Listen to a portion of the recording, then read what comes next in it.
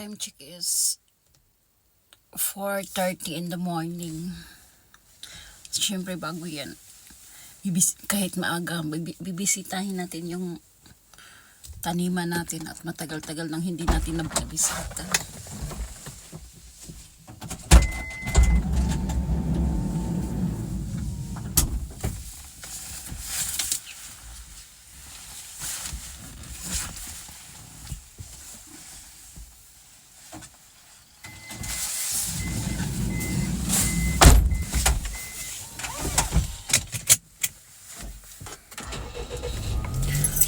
Maaga pa kasi dito kaya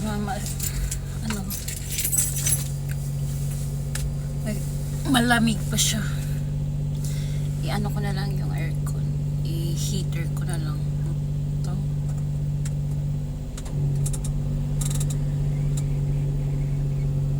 Konting painit lang natin kasi ayan, mag-drive na tayo. Kasi tuwing ano lang naman ko yan kasi bibisita yung garden ko.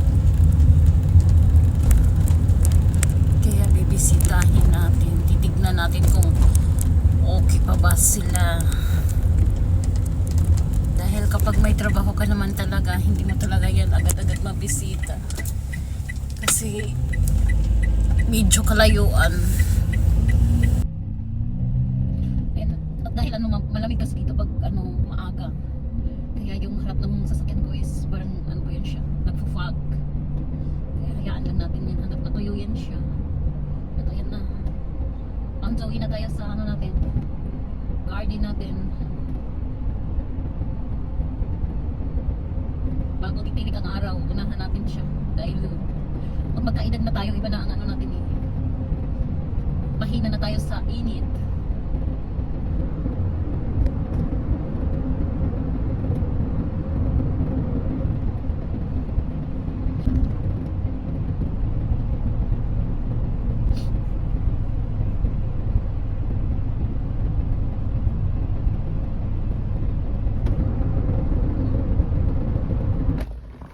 Siyempre, titingnan muna natin.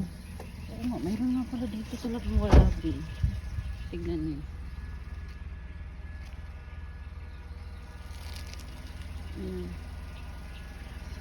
Kasi nakakatakot lang kasi hindi mo alam kung kailan may tignan niyo yan. Ito to siya. Ayan. Aray ko. Siyempre kunin natin. Kaya andun pa banda mayroon pa doon banda. Kailangan ko nang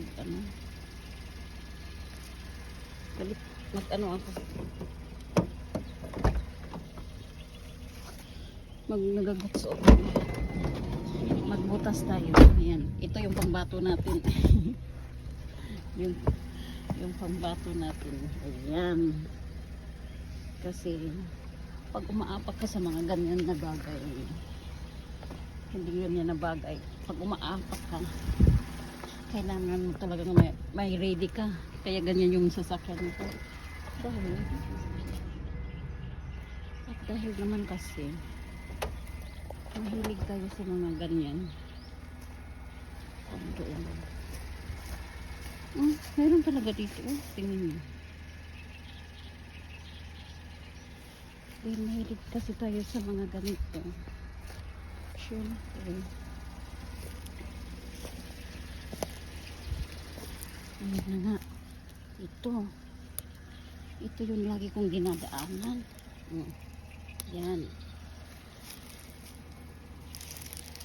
Ayan. Pwede pa naman siya kasi maaano pa naman. Malambot ko naman. Ay, gulat ko sa'yo. Uy, ikaw talaga. Maaga palang ginulat mo na ako. Ayan.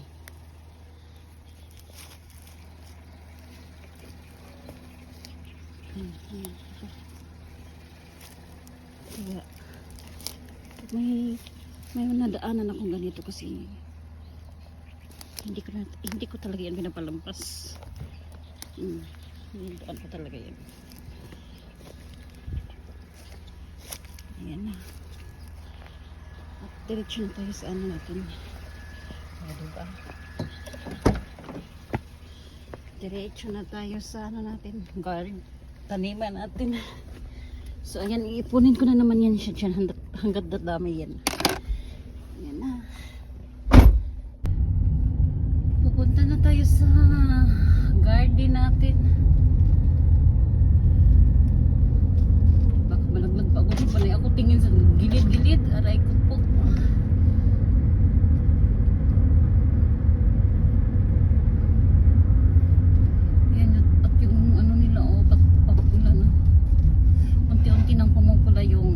Cherry.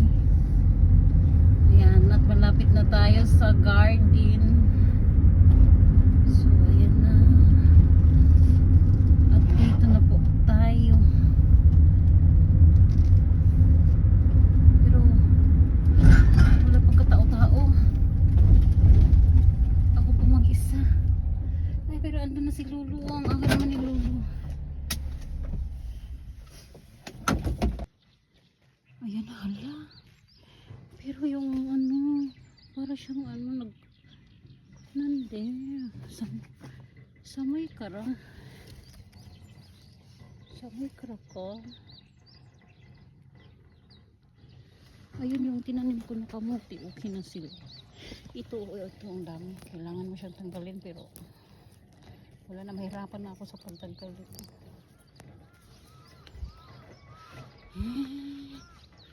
Yung ano,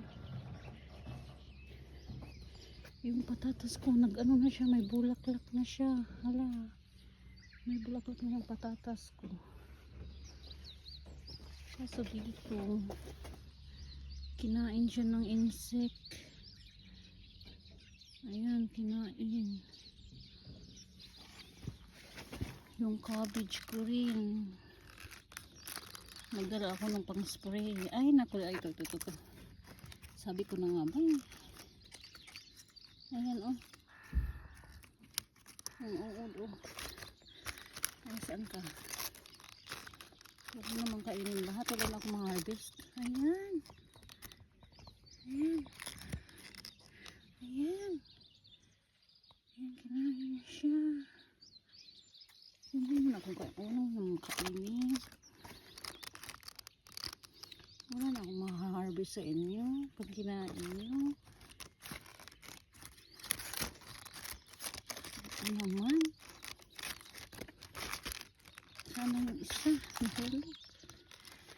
Kagapang na naman yung uli. Ayan dito. Dito banda okay naman siya. Pero yung isang nahulog na mo. Ano? Ayan wala. O tingnan nyo. O. Tingnan nyo. Hala. Oh. Kaya ayan. Kaya nauubos yung ano, dahon. Sabi ko na nga ba. Hindi niya na-esplihan ng maayos. Kasi nagtatago yan sa ilalim ng mga ano naman. Mamaya nagdala ako ng ano, pang spray. At ayan na nga. Tingnan nyo yung ano ko. Ayan, yung patatas ko. Ayan, namumulaklak na siya.